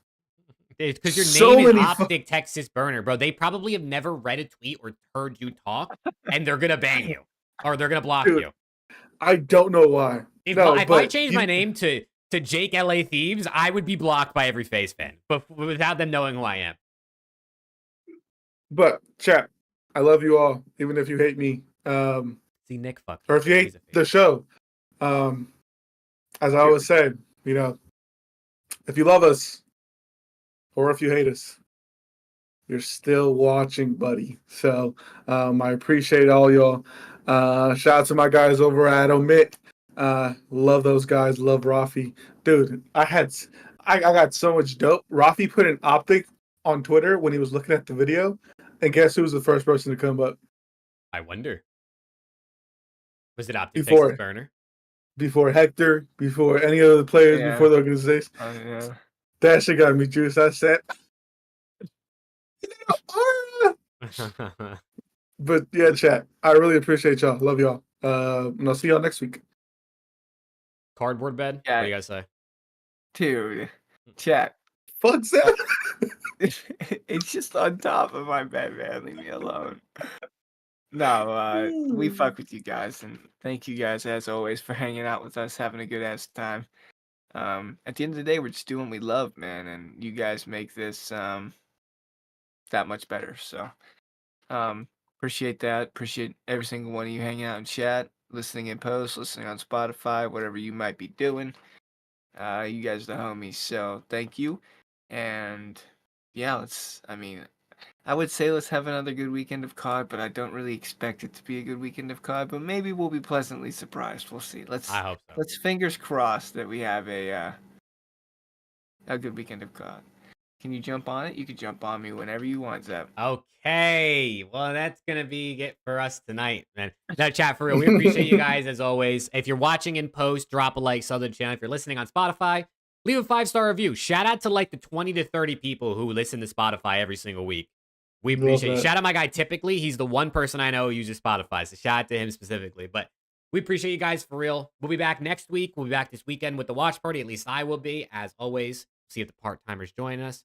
Sin said I'm a new fan here. Sin, appreciate you checking out the It's Mother's Day. Let's go. It's Mother's Day this weekend. Yep, my mom It is is 2,000 miles away, so I'm going to have to give her a phone call, but I'm going to be watching COD. You know what I'm saying?